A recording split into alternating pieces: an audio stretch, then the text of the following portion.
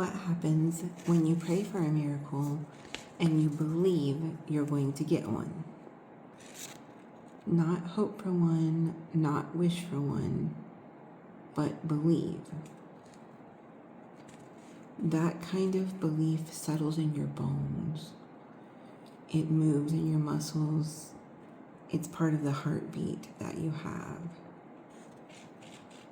It makes you start planning for the future, and the kind that you tell everyone about, because you say, just wait, God's not finished.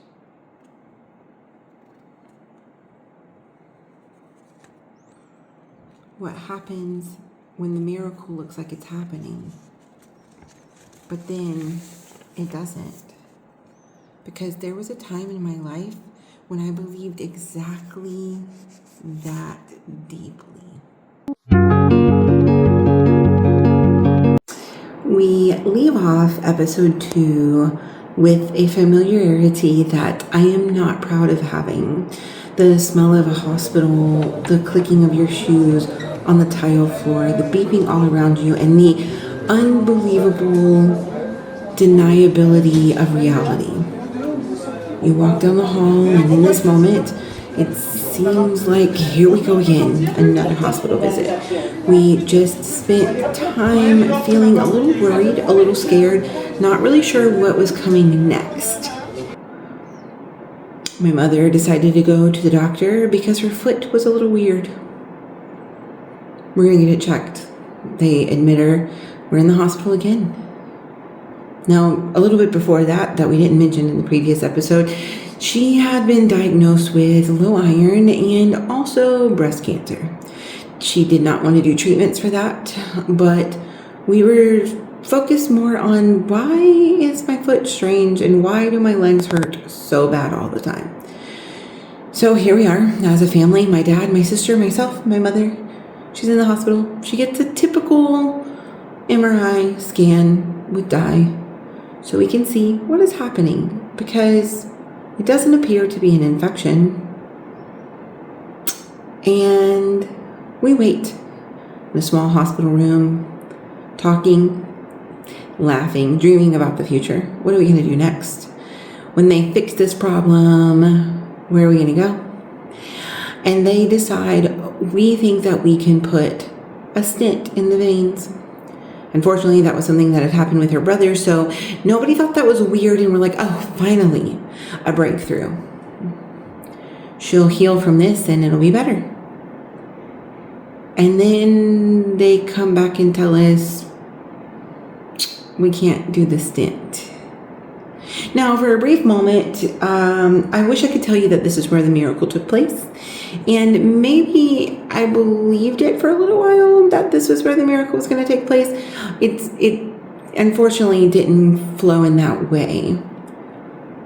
I will never forget the moment that we're sitting in the hospital room. The doctors and the nurses come in and they explain, there is no way we can put a stent in your veins. You have a blockage in your legs, and the only option is to amputate it. The amount of shock and undeniable freak out that my mother had. She said, what? Hold up, what? As my father against the wall screams, oh my God, no. This was really not expected and not at all where we thought this visit was going. She's pretty okay. She wasn't like falling apart. We were still living life. It just got weird, concerning. So that's why we landed here. And now you're talking about chopping off her leg? The very part of her body that attracted my father to begin with? Devastating. Shock. Awe. Is that really what we should jump to? Should we get a second opinion? Are there other options? They did have to get rid of her toe. She lost a toe. wrapped it up, and said, "This needs to heal, and we'll see where it goes." My father was crushed. Of course, he had spent many nights in prayer, many nights fasting, wanting to see the miracle for his beloved to not have an issue with her foot. She already lost a toe. What are we talking about? A leg?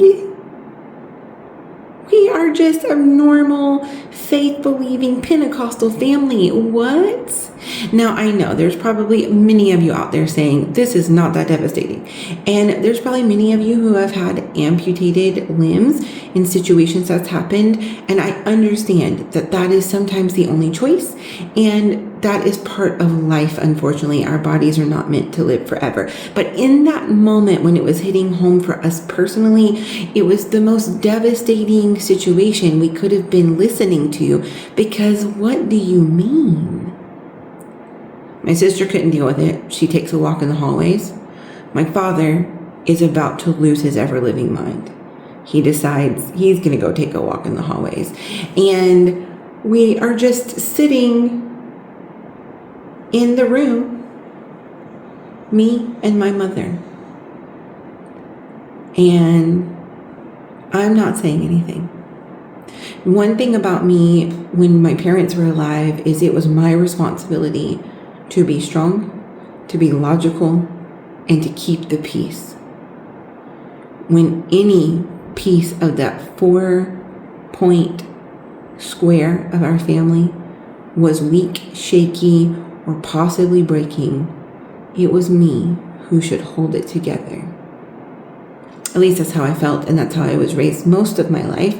I was the fixer in my household a multitude of times. The moment arguments arose or people were upset, I would go room to room and hear the logic. Why are you upset? What can we do to fix it? And who do I need to talk to? And at some point in my life, there would be episodes where I would go in the living room and perform a song and dance so that I could make laughter take place and all unhappiness would be resolved. So it's just me and Mom. The room is kind of silent. You can hear the air conditioning unit. You can hear the people in the hallway. You can see the concerned look in my mother's face and the unsettled in my spirit. This is a pivotal moment that I don't like to talk about for a multitude of reasons. My mother looks at me and she says, "Robin," and I'm like, "I'm right here. Do you believe that God can open the veins in my leg?" "Yeah, 100%. Will you believe with me that if God allows me to go home, that is his answer, that he will give me the deliverance?" "Yeah, I'll believe with you. Absolutely. I have no doubt that he is capable of doing such a small thing. I've seen him do big things. I've seen miracles in my life leading up to this point that were unexplainable miracles. People with backs broken, jumping like pop-tops. People with brain injuries who would be vegetables their whole lives, having families and running churches, and blind people receiving clear vision and cancers falling off. I got to witness those things as well. And now I'm sitting in front of my mother, who is desperate to find someone to match her unmovable faith. As we sat alone, I co-signed with her. And she said, "Remember the scriptures say, where there's 2 or 3, I need you. There's 2 of us. I don't know how your daddy's doing, but if you say that you'll stand with me and pray and believe, then I will ask to go home and believe." I did. I agreed. It was a strong moment in that very moment. That was a strong woman that I've been talking about sitting across from me saying, I will not take this first answer. Again, I can see where a lot of people would think that's crazy. Like, you can live, you can get like fake legs, you can learn to walk, you can get like different devices, like lots of people do it. In fact, the new girl on Love Island is an amputee and she runs marathons. Absolutely. But here we are, testing faith, testing the crazy, as some people might say. I went out in the hallway. I talked to my sister about what we said. I found my father and encouraged him and said, it's going to be okay. We're going to figure it out. And if God chooses not to do it, we're still going to figure it out. This is not a breaking point. I literally said those things to him as he tried to hold it together in the hallway. I reminded him of all the options, that this happens all the time to people for a variety of reasons. There was no logic. It's not what he wanted to hear, not what he believed should happen. There was no talking that man off the ledge at the moment. And that evening we had to go home, and I drove him home, and in the car he wept. He did not understand it. Why is this happening to her? Why couldn't it have been a simple fix? A lot of whys. That man was struggling.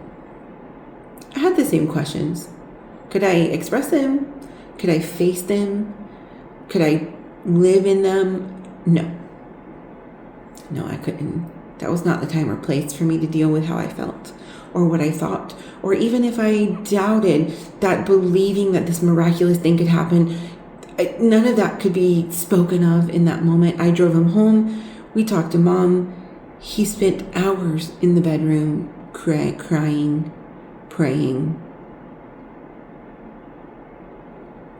We had church during that same weekend, and I was texting my mother the whole time. She was texting me. She actually was kind of cute when she texted.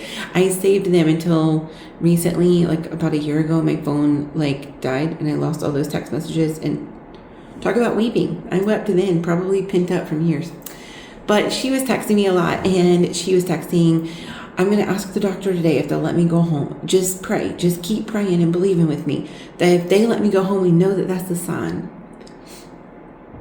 Because they were not really wanting her to go home yet. She had an amputated toe that was wrapped up and not very good blood flow, and they weren't sure about the healing process. So going home was not top priority for the doctors. I did. I helped her pray. I tried to believe, and I'll never forget. She called me, and she was so excited.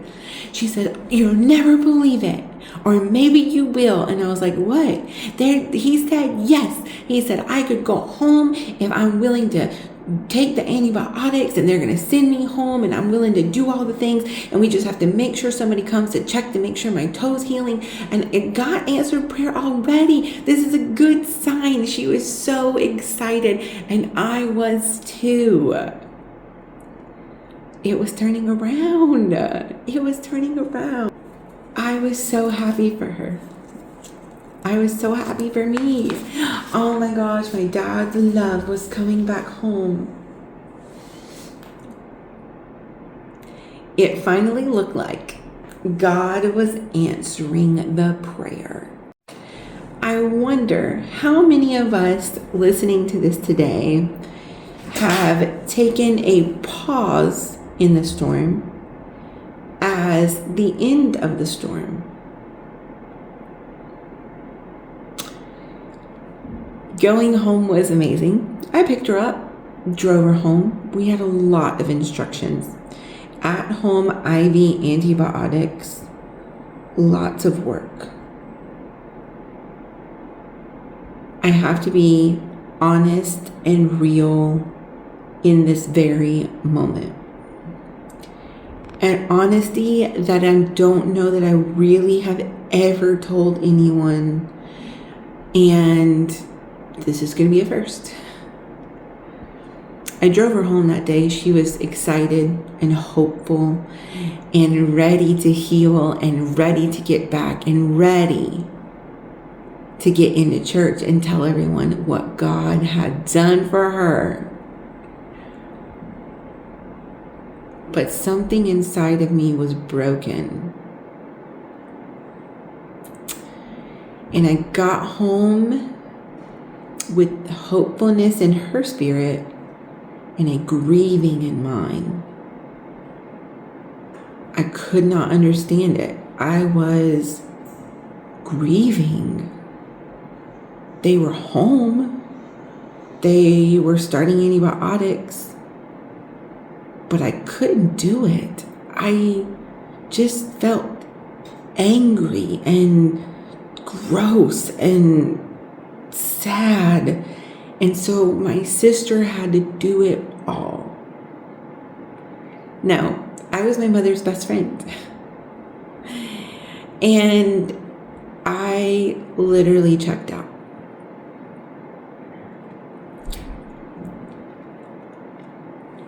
I have a lot of guilt in this stage of this story. I wish I would have been more present and helped more.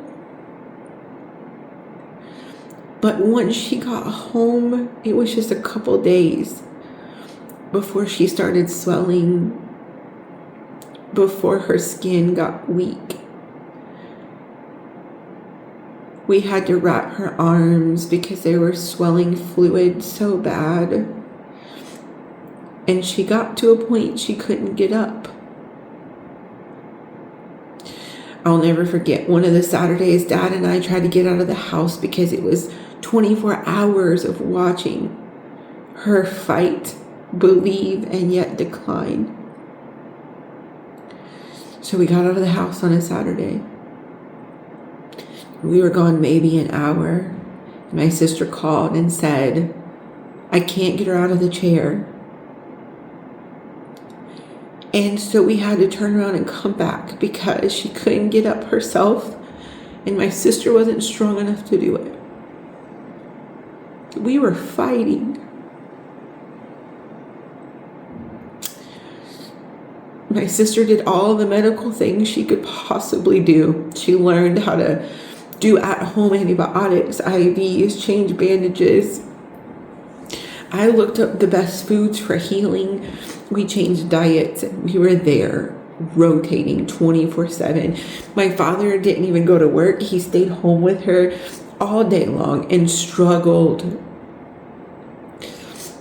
He needed breaks. He needed mental help. It was not easy at all.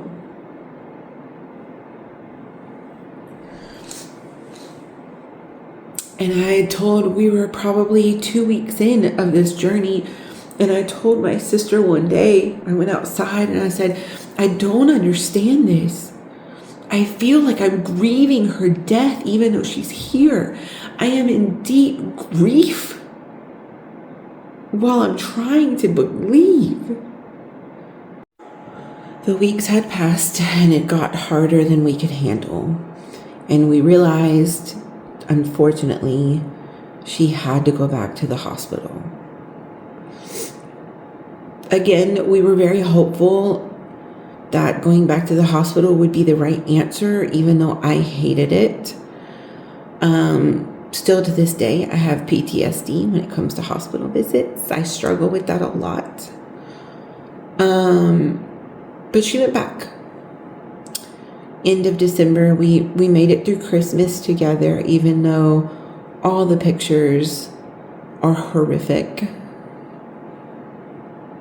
And then back to the hospital she went. When she got to the hospital, they found out that she was in kidney failure. My mother had never had kidney issues ever. It was the most confusing thing ever. We were on antibiotics that weren't supposed to affect them. She was trying to heal from an amputated toe. It made no sense, the massive decline that she was in at all whatsoever. Like, truly was a medical anomaly. Like, what is happening? And now you're in kidney failure. Why? So she goes to the hospital. She's got fluid on her body. They've got to do something about it. They try different medicines. And she calls on the church for prayer. Prayer warriors everywhere. We're going to pray that my kidneys improve. Just pray that it gets better. Pray and believe. I know that God can do it. That's what she kept proclaiming. I know God can do it. Every day in that hospital bed, she would proclaim, I'm just waiting on God to move. I hated visiting her there. I didn't like it. I didn't like the way she looked. I didn't like how it felt. I was angry. I felt like there's more you could have done to prevent being here, even though it really wasn't her fault. I hated it. And we would go and I'd sit there and I'd feel guilty because I couldn't wait to leave. I just wanted it to be better. And one night we were sitting there in the hospital room. She was kind of in and out, like her mind wasn't really there. And I joked with her. It's like, do you even know who I am? And she got mad. Yes, I know who you are. And I said, tell me my name. She struggled for a little bit to tell me my name, but she got it. I said, oh, okay. And she says, she looks at me, she goes, well, I need to tell you my social so that you can take care of all the paperwork. You need my full social. I said, no, I don't. I do not need your social because you're going to get up out of here. I don't need it. I don't want it. We will deal with paperwork when you get home. And she's like, no, seriously. And we were about to argue in the hospital room because you are not giving up on me. You are not giving me your socials. You are not about to say, you need this. Absolutely not. I wasn't taking it. You're coming home. We agreed together. I was angry. It was probably 24 to 48 hours after that very argument / conversation that she had told me I needed to get home and get some rest. She was concerned about me getting enough rest because I've been in and out of the hospitals, in and out of taking care of Dad, working full time, trying to do other things. And she said, you need to go get rest. Why are you concerned about me? So about 24 to 48 hours after that, on a visit, she was out of her head. She wasn't right at all. Something was wrong. Come to find out, the dye had crystallized in her kidneys from the scan for her leg. And that is why her kidneys were failing. And so they were planning to do dialysis to hopefully bring it back, but they had waited so long. She was swollen and now her mind wasn't right. And my dad was exhausted. He had been through dialysis, was fighting his sickness, had a horrible cough, and would not leave her side. That night, she was really out of it, and so I told Dad before I left, I said, Dad, if you're going to stay here, please don't fall asleep. She doesn't know what she's doing, and she's out of her head.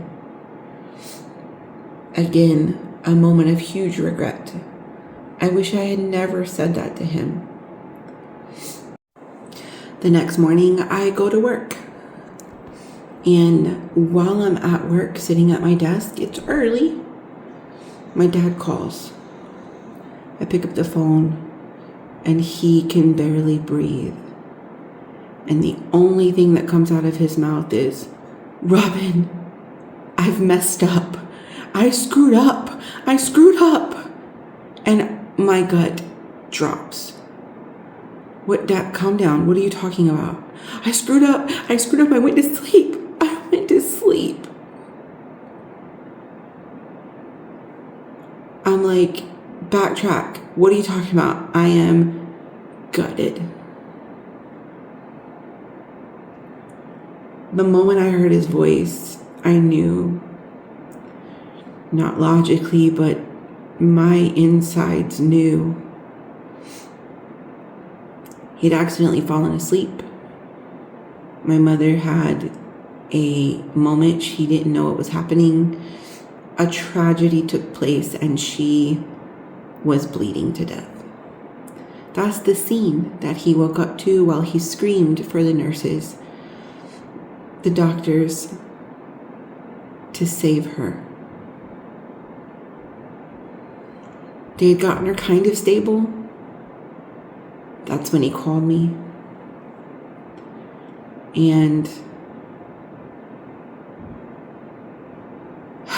the weight on my heart and my body was heavy. It was heavy. How do I fix the trauma of that man? What he just experienced with the person that he loves more than anything other than God? What is going to happen now?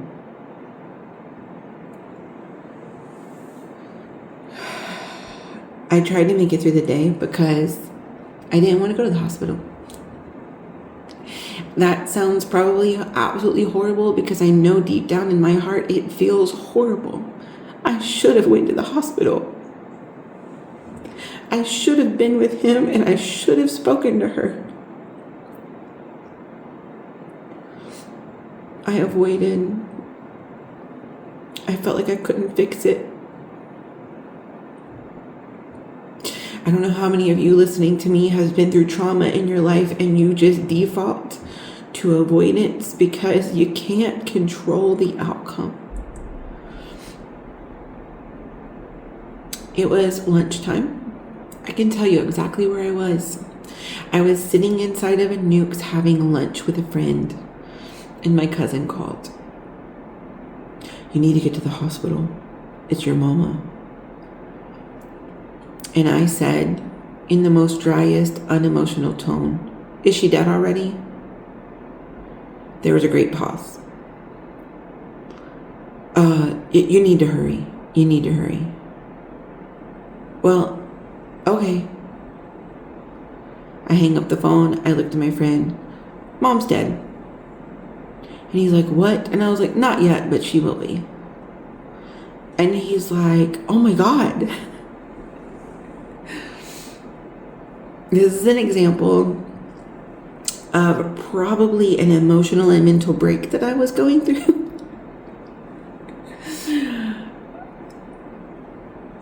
But in that very moment, before I ever got to the end result of this, I went numb.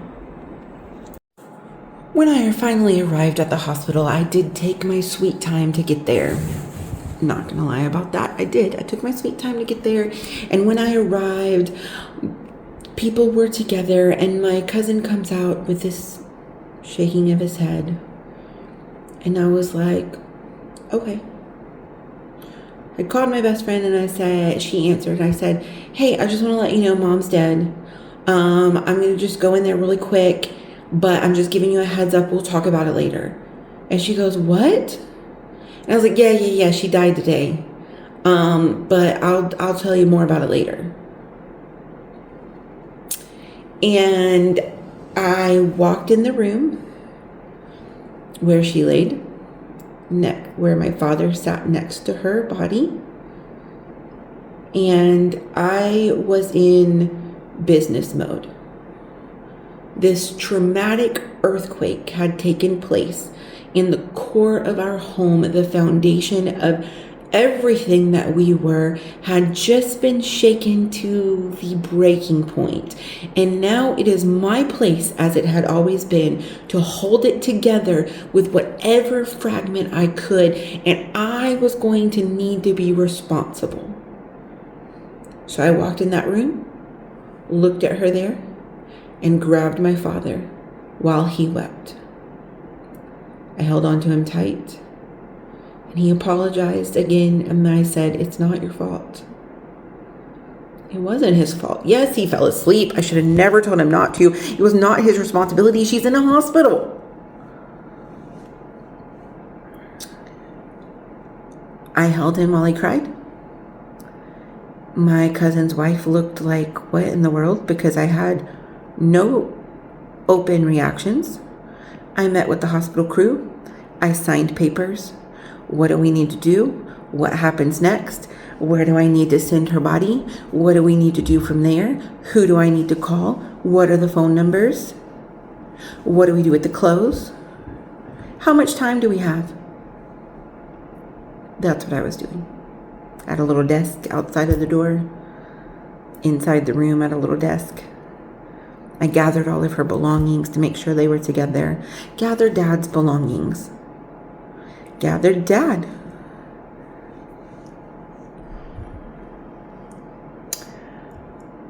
I thought that I was being strong, and I was very numb.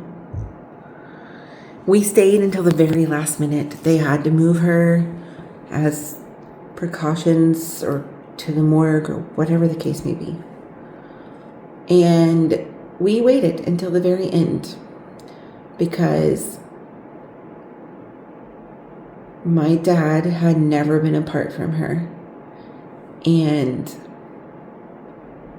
they finally had to roll her down the hallway.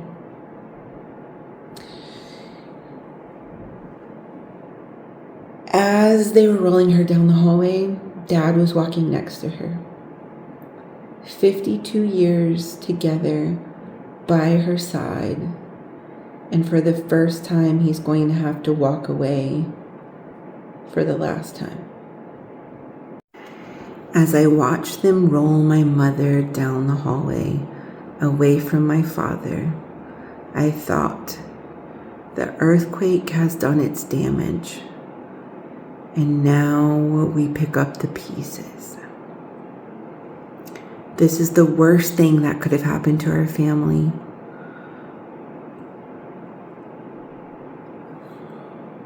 I was wrong. That night, when I finally went home with my father to the house that we all lived in, I had no idea what was going to happen on the other side of this grief and the aftermath that would take place.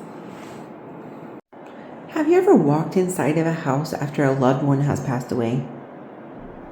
Like, no one prepares you for that. It feels very much like an intruder has been in your home and stolen something from you, robbed from you. It feels like it's not your home anymore. And the other thing that nobody talks about is the disgusting nausea deep in your stomach that will not go away. This like anxiety-ridden nausea, gut-turning cringe that will not cease. Like a panic attack at the nth degree. It was really unexpected. I'd been through a lot of passings in my life before my mother. But I sat up in the bed when we finally got into the house, getting past the disgusting awkwardness, the silence that was never there before, and the uncomfortable intrusion that felt like was part of the household. So much that my father and I said we hated being home. And I sat in my bed and I thought, when will the anxiety end? I could not breathe. I could not eat. I was nauseous. No one tells you about that. They tell you, oh, the second year up after the passing is going to be the worst. Time heals all wounds. God knows she's better off now. At least she's got her legs. Hey, you know what? Maybe tell people you're going to have mad anxiety and feel like throwing up and lose 35 pounds whether you want to or not. Nobody tells you that part. Hey, guess what? If you're experiencing grief right now, it's going to be a whirlwind. And it's not going to just be 24 hours of feeling this anxiety. Nah, homie. It lasts. It lasts a long time. Now, if you're thinking that this is part of the aftermath that I ended that last dramatic sentence on, you would be incorrect. There is so much more to come. Again, we have a man that is completely broken. His heart has been ripped out of his chest. The woman that he has loved since he was 15 years old is now gone.